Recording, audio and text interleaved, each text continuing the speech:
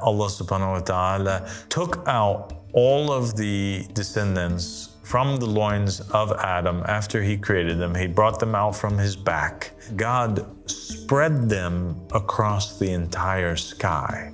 He made Adam look back, according to the narration, and he looks at the sky and he sees that his descendants had filled the entire sky. Like stars in the sky. That's essentially what it was. So Adam looks, he sees all of these stars in the sky, and that's one of those connections now between this concept that these souls are existing in two states. One state where they are these stars that are in the sky, and another state in which they are existing on a very minute, small, subatomic scale.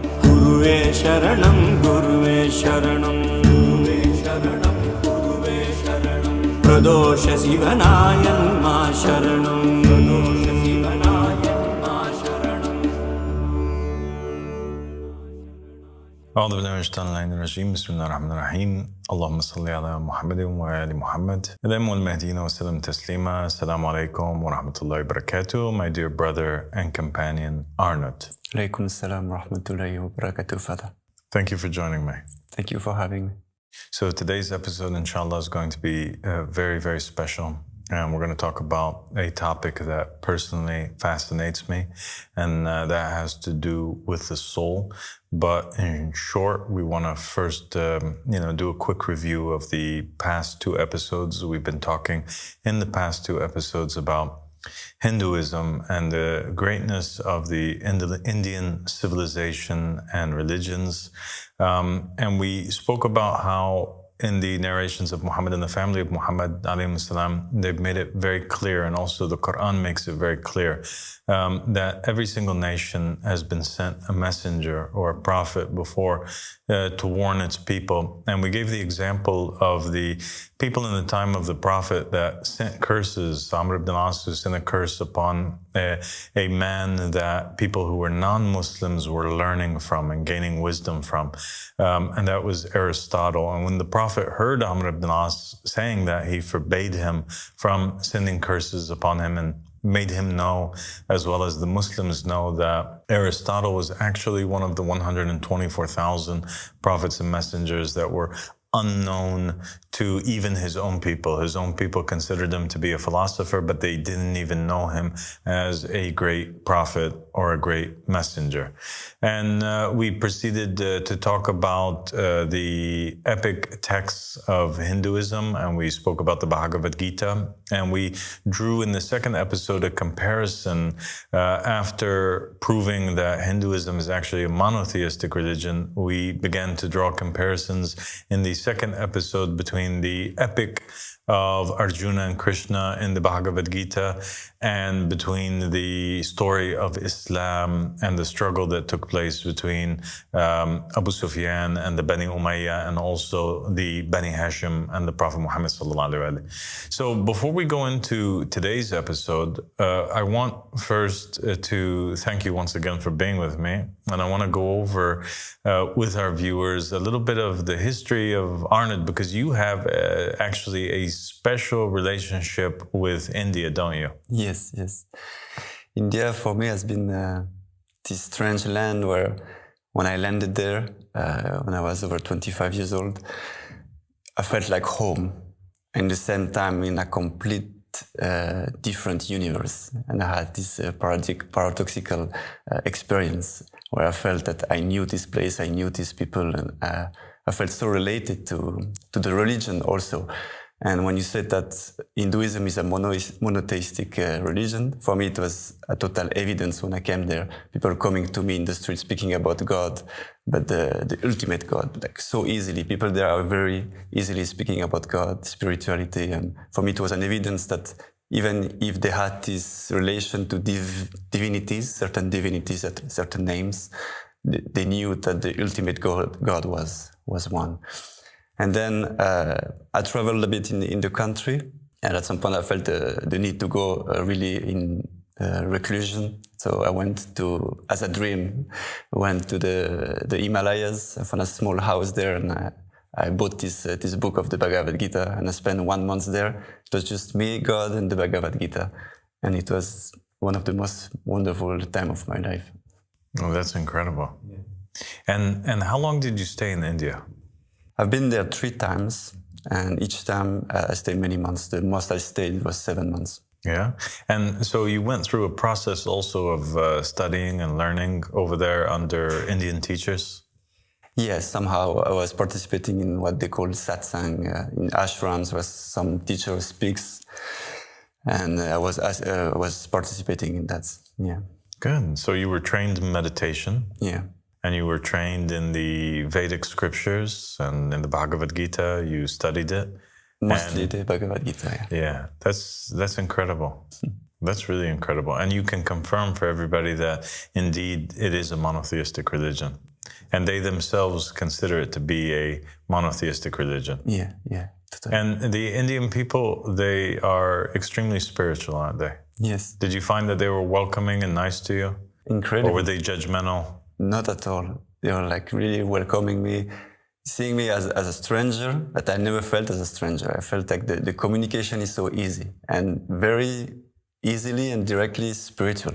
I can just walk in the street and someone come and ask for where I'm coming from. And then the next sentence is, what do you think about God? And then we start to speak about Shiva and Krishna and all these things. It was amazing. That's amazing. Okay, well, good that you're here, because today we're going to speak about the Bhagavad Gita, and we're going to talk about how amazing this book is and how much knowledge is really packed inside of it. So, like the Shia, they narrate the epic of Karbala and the story of Karbala. We know that there's still a lot of secrets that are associated with it. So you have this apparent tale, apparent story that every year during the month of Muharram, the Shia, they will tell it. But you also know that it's packed with secrets. And some of those secrets were revealed in the book Al-Sharif, which is an incredible Gnostic text, which is considered to be the most accurate, according to Ahmed al-Hassan alayhi salam, surviving text of the Ahlul Bayt alayhi salam. If you want to read the most authentic surviving text of the knowledge of Muhammad and the family of Muhammad, then you read the Al-Sharif. And in Al-Sharif, you had a different side of the story of Karbala that was revealed, and you have a lot more of the discussions that were taking place between Imam al-Hussein alayhi salam, Gabriel, and the different characters in the battle. The same thing seems to occur also in the epic of Krishna and Arjuna and the battle that took place in the Bhagavad Gita. There is this apparent story that the Indians, they narrate it, and everybody seems to be familiar with it to some degree. But when you actually delve into the book itself and you read it, you'll find that it's packed with a lot of esoteric knowledge. There's this incredible comparison that I noticed between the relationship that Krishna and Arjuna have in the book, the Bhagavad Gita, which reminds me of the relationship that Moses had in Surah Al-Kahf with the righteous servant. And to give an example of what it is that I'm talking about, you have in both stories this idea that there are two hujjas, two divinely appointed successors, two divinely appointed princes or kings or sages, rulers, teachers of mankind. You have a lower one that has lesser understanding, and one that has higher understanding. In the Surah Al-Kahf, you have Moses, who is told by God that he has to go to the junction of the two seas in order to seek out this teacher, the righteous servant. And the righteous servant proceeds to take him on this journey where he educates him. And 3 stations are highlighted in Surah Al-Kahf, in which the righteous servant shows Moses that things are not simply black and white, that perception and intelligence intention, and knowledge.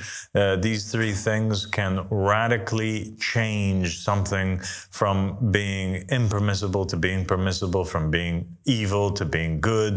The halal can become the haram, and the haram can become the halal based on the intention and the perception and the wisdom or the knowledge that you have concerning a certain situation.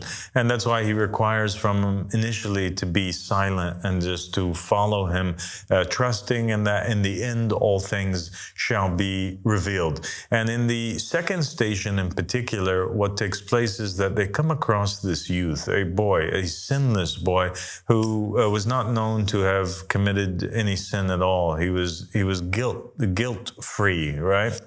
And the righteous servant proceeds to slaughter the child. He kills him. And this shocks Moses to his core, as it would any normal human being. And Moses strongly objects, even though he recognizes that the righteous servant is his teacher. The shock of it is too much for him to bear. And he says that, what is this? This is an evil deed that you have done. And then the righteous servant proceeds at the very end of the story to inform him that this child, were he to grow up, he was going to be a disbeliever. And were he to grow up, he was going to be a tyrant. Were he to grow up, he would be something like a Hitler baby, a Satan baby, somebody who is going to drive perhaps even his parents into apostasy or into disbelief. And so he says that what he did by killing the child was actually, it was an act of mercy for the parents, and that Allah subhanahu wa ta'ala was going to trade the child that they lost with a righteous child. And the narrations from Muhammad and the family of Muhammad say that the child that was killed by the righteous servant was replaced. The couple end up getting pregnant again, and they end up giving birth to a daughter who became a mother for a great prophet and many other prophets that came after that from that particular lineage. And so you have this story where there's two hujjas, and one hujjah with his greater wisdom reveals that through perception, something that he thinks is evil is actually good. And it's surrounding this idea of killing. Well, we have the exact same story playing out in the Bhagavad Gita, where Arjuna is confused. He's really depressed. He's really sad. He goes out in his chariot onto the battlefield, and he's looking and he sees all of his relatives on the right and on the left. And he is thinking to himself, how can I kill these people? How can I fight against these people, even though they have usurped what was rightfully mine, even though I'm supposed to be the true successor, the true heir, even though my family has been oppressed by them, these cousins of mine, they're still my cousins, and killing any living being is such a great sin. So I'm confused. He begins to doubt himself, doubt his wisdom, doubt his purpose, doubt his mission. And he surrenders himself to Krishna. And this idea of surrendering oneself repeats itself over and over and over, doesn't it, throughout the Bhagavad Gita. It's like a core aspect of the religion of Hinduism, that one attach himself to that teacher that has more wisdom from God and surrenders his self to him. And in that we find basically the essence of the religion of Islam. I mean, Islam itself, the word Islam means to surrender. And so the word Muslim would mean a person who surrenders. And the idea is that to be a Muslim, you have to be somebody who surrenders to Allah, surrenders to the Prophet Muhammad sallallahu alaihi wasallam, and surrenders to the Imam of your time. Hence, the Prophet Muhammad sallallahu alaihi wasallam said, "Whoever dies and does not know the Imam of their time has died the death of ignorance." And so, in this concept of surrender, we find essentially that had that been the only thing that was similar between Hinduism and Islam, that would have been enough almost to prove that these two religions have one source, one origin, one God, and that is the God of the Bible and the Torah and the Quran. Arjuna surrenders himself to Krishna and seeks his counsel and seeks his advice. And that's when Krishna steps in and he begins to educate Arjuna. And he begins to talk to him in a way where he can bring sakina upon him and comfort him and slowly begin to change his perception, change his mind as to what is evil and what is good. And he begins to ask him a few questions, and remind him of things that he seemingly forgot. He begins to question him about the nature of the soul and whether or not he recognizes and realizes that the soul is something which is eternal. The soul cannot be conquered. It cannot be drowned. It cannot be killed. That the body is something that the soul wears for a temporary time, right? And then it ends up switching it to something else. And through this reminding of Arjuna, of the soul, he reveals to Arjuna that actually, if you think about it, if you yourself are the soul, if I am the soul that is within my body, if we and the people that are on the battlefield, they all identify themselves with the soul, if the body is only a clothing that we wear, but it's not our true essence, then what is it that we are killing when we are on the battlefield? In fact, if we can't kill the soul, he essentially shows Arjuna that that thing which he was afraid of, which is the act of committing murder against or killing his fellow kinsmen or his cousins, is an illusion, and it's not something that he is capable of doing at all, in fact. And thus he relieves Arjuna from that feeling of guilt and shows him that that which his eyes perceived was actually not the case, and that which he seemingly thought to be impermissible in this case is permissible. It's fascinating. It is fascinating. Because on the other side, the people will also kill, but their act will be wrong. While on the side, when we are with God and His vicegerent, if His command is to kill, then it is good because it's the command of God. Exactly. And there was a part also in the discourse between them in which the emphasis, and in the commentary after there, in which it is written that the act of killing in general in Hinduism is something which is strictly forbidden. Like, you're not allowed to do that, commit violence or against any sort of creature, not just human beings. It's not allowed, it's not encouraged, except in one case. And that is the case of defending the religion.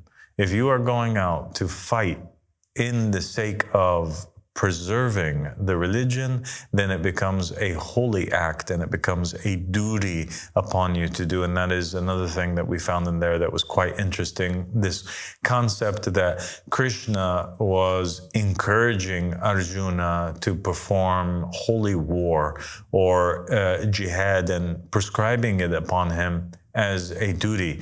And this reminds us of the verse from the Holy Quran that says to the believers that fighting is written, it's prescribed for you, even if it's something which you hate.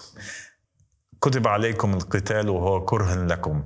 This verse from the Quran, fighting was prescribed to you, even though it's something which you hate, is a verse which accurately describes that which Arjuna was feeling in the battlefield. He has this duty that is written upon him religiously, that he has to go out and perform jihad, but he doesn't like to do so, and therefore he is reluctant. So this idea of jihad, and that it's a duty that a person goes out and fights in the name of God, in the name of religion, we find it actually in both religions.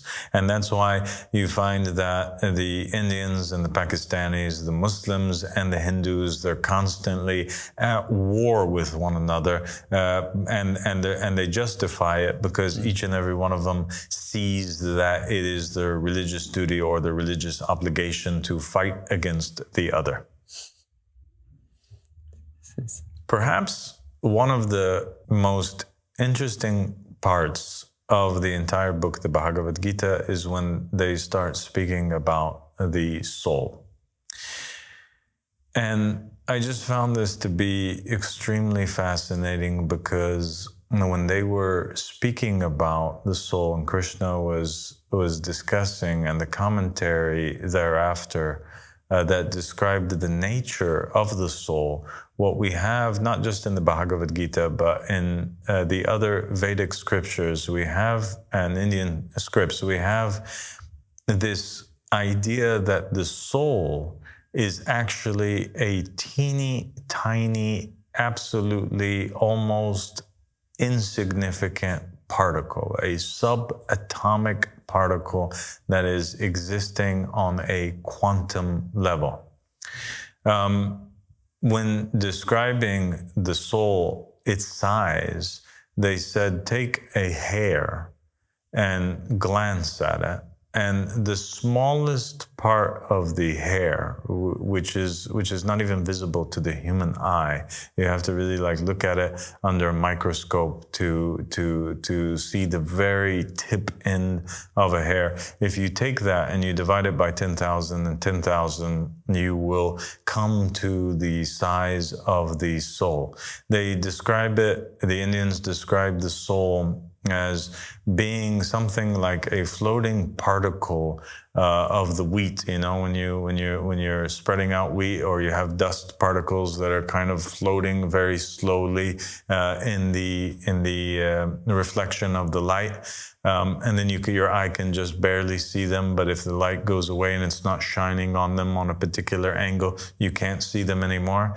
That is what the soul is like, and so this concept is really extremely important and significant, that the Indians teach that the soul is such a small particle, and yet it influences, right, and is able to exert control over the entire organism, which is the body. So you have this small thing that's controlling a very large body, and it resides, the soul itself resides on its seat inside of the heart of the human being, or the being in which the particle is residing in. And this itself, we find this concept exactly mentioned almost identically in the religion of Islam and in the words of Muhammad and the family of Muhammad alayhi salam. One, there are many narrations that speak about the importance of the heart, and how a sick heart is a heart which is a disbelieving heart or a hypocrite heart, and that a good heart is a believing heart, but the believers have good hearts.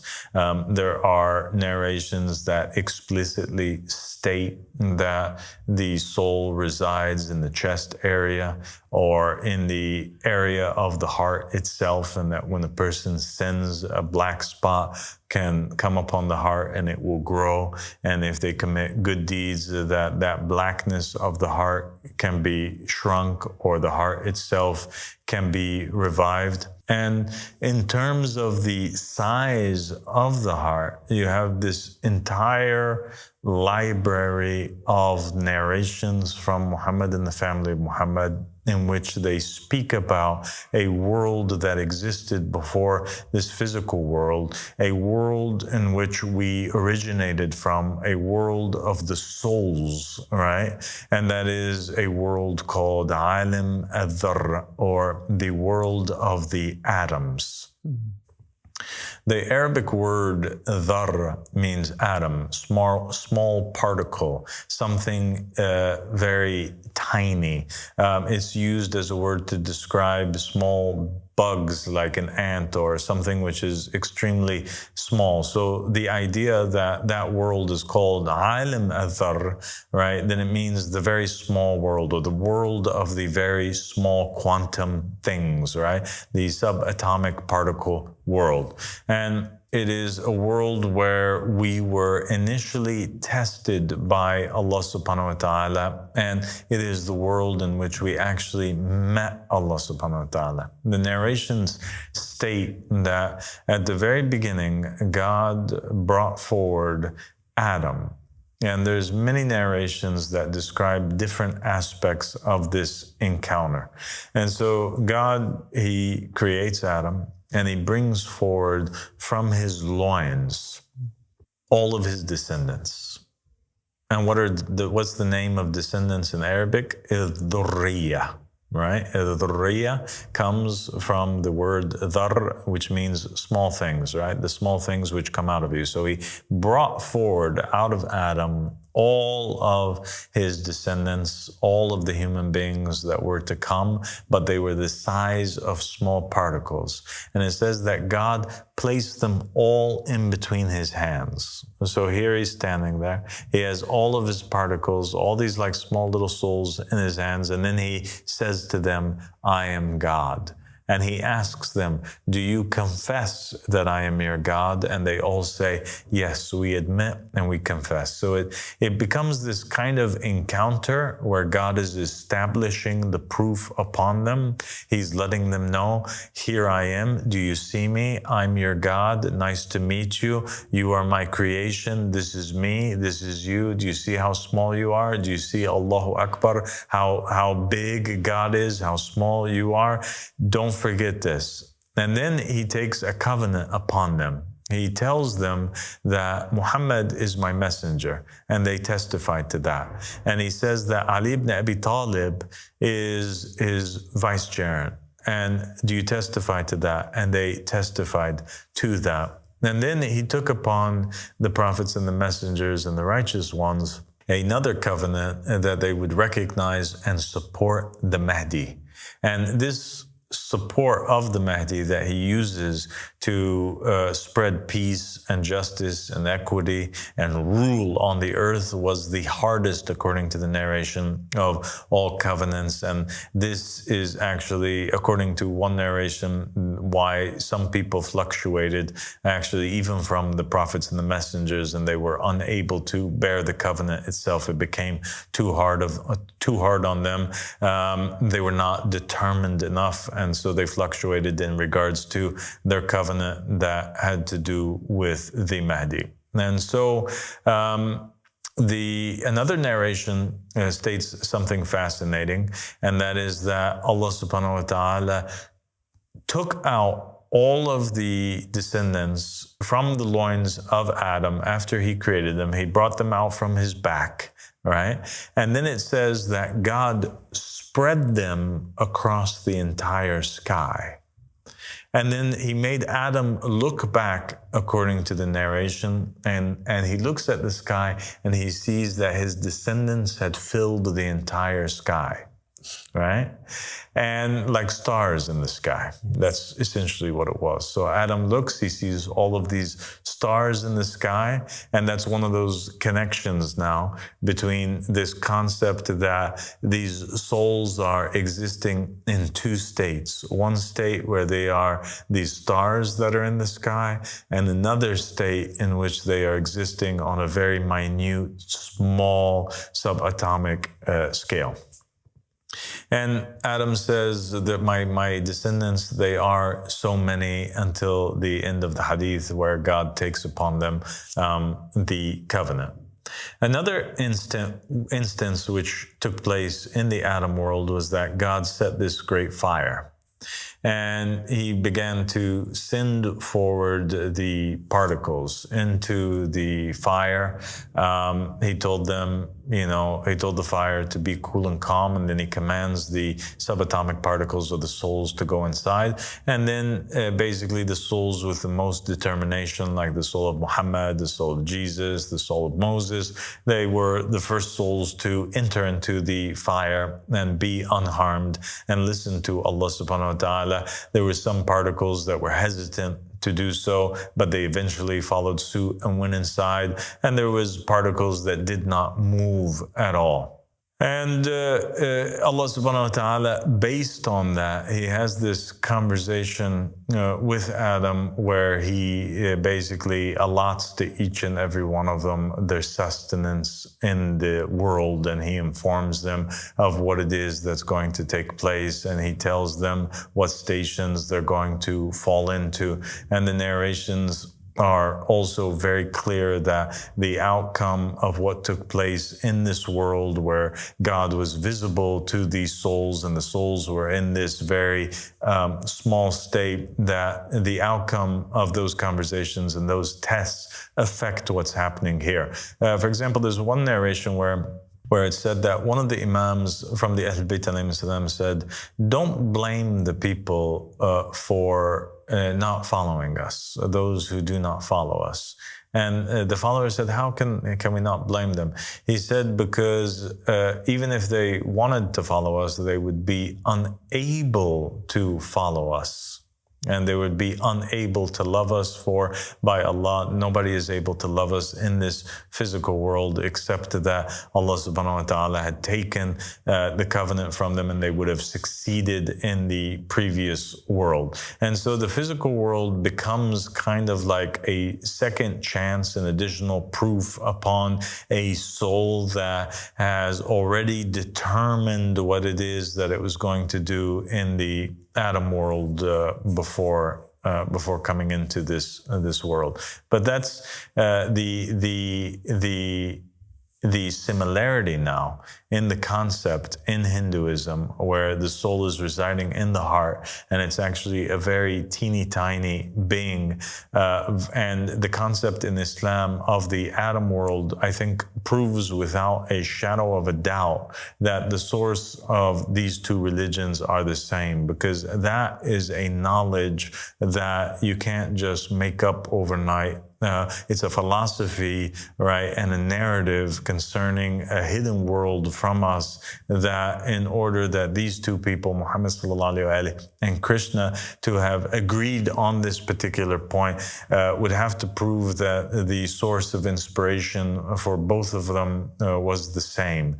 And by the way, some people even have said that the meaning or the interpretation of the verse of the Quran, وَلَقَدْ خَلَقْنَا الْإِنسَانَ فِي أَحْسَنِ تَقْوِيمٍ ثُمَّ رَدَدْنَاهُ أَسْفَلَ سَافِلِينَ. And we created the human being in the most perfect form, and then afterwards we cause him to go down to be the most smallest of things. This is what the verse from the Quran says, and they say that the interpretation of this verse is actually speaking about the Adam world, or the world of the Dhar, whereby the person, the soul, enters into the human body, and he has his eyes, he has his ears, he's large, he's tall, he's healthy, he's able to do these huge tasks, and then after his death, he goes back again to being humbled by Allah subhanahu wa ta'ala. He goes back again to being in this very minute, small, particle-like scale. Uh-huh. And this concept of the soul existing in these two states, a state where they're like the stars in the sky, and also on this minuscule, the subatomic particle scale. So it's like it's like this concept of as above, so below. That as you see the stars in the heavens above, and there's many narrations, by the way, from the Ahl Bayt alayhim salam that compare the stars in the night sky as the believers. And there's a narration that states that when the angels look on the earth, they actually see the believers on the earth based on their light, in the same way that we see the stars in the night sky above. So it seems like the angels, when they're up above, they're looking down and they are seeing the believers by their light, this light which resides in the hearts of the people.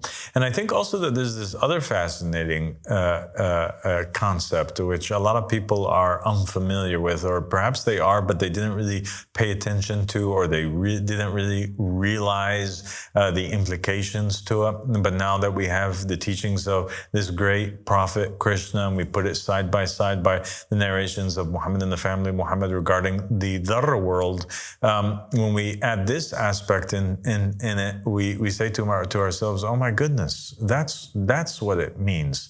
There are these narrations that state that over every single living creature, every single plant, every single leaf, every single seed, there is an appointed angel.